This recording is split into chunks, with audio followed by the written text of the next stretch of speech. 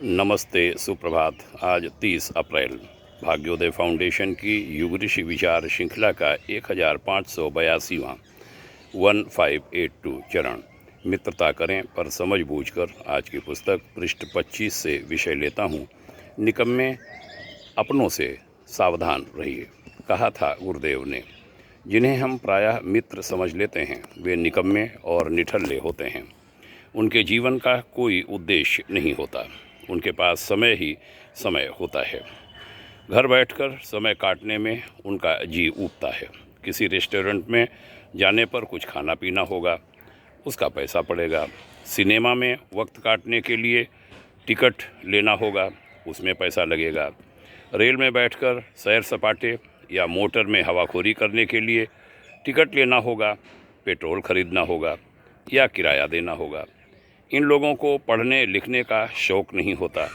Library और वाचनालय में उनका जी नहीं लगता। विद्वान और साधुजनों के सत्संग में न तो उन्हें रस आता है और न मनीषियों के संपर्क में जाने का उनका साहस होता है। समाज सेवा, देश सेवा अथवा जन सेवा या संस्कृति सेवा उनके लिए बेकार की चीज़ होती है।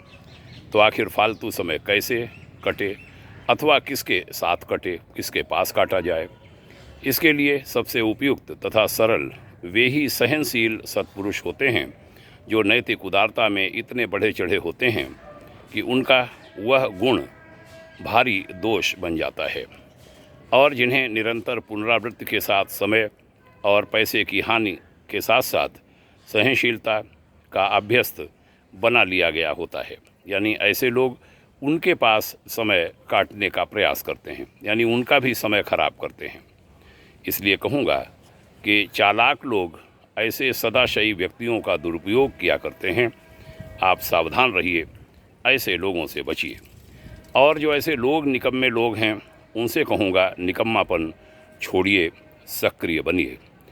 हम लोग वरिष्ठ नागरिक बन गए, लेकिन इतना काम होता है कि काम पेंडिंग में चला जाता है, लंबित रह जाता है। इतनी व्यस्तता रहती है और एंजॉय करते हैं उस व्यस्तता को। आइए जीवन को सफल बनाएं, व्यस्त रहें, मस्त रहें, खुश रहें।